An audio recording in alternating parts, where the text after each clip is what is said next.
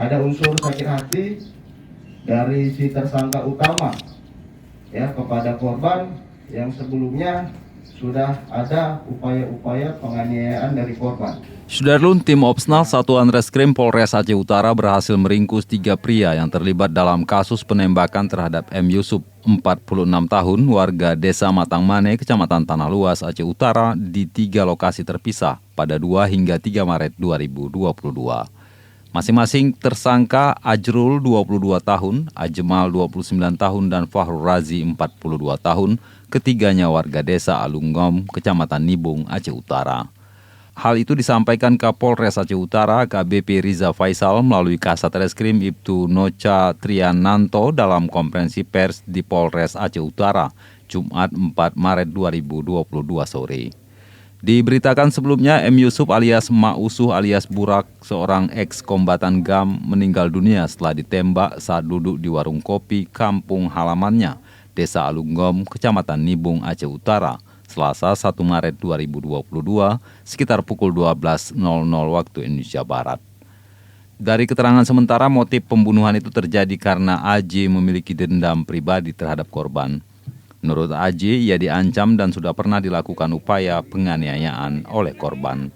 Namun saat ini polisi masih membutuhkan proses penyidikan lebih lanjut dalam mengungkap fakta kasus tersebut.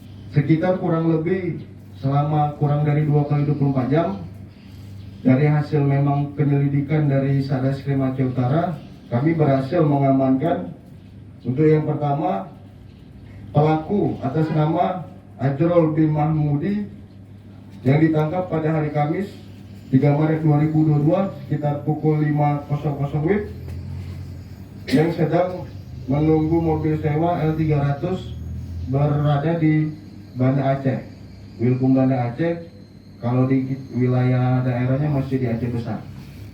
Kepemilikan dari tersangka atas nama Fahrul Razi bin Abdullah.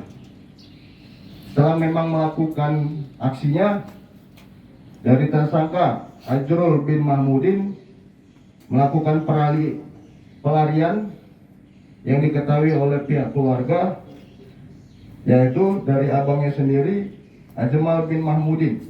Setelah kejadian, langsung diberikan baju serta uang kurang lebih senilai 2 juta untuk memang bahasa kita mengamankan diri sampai kondusif.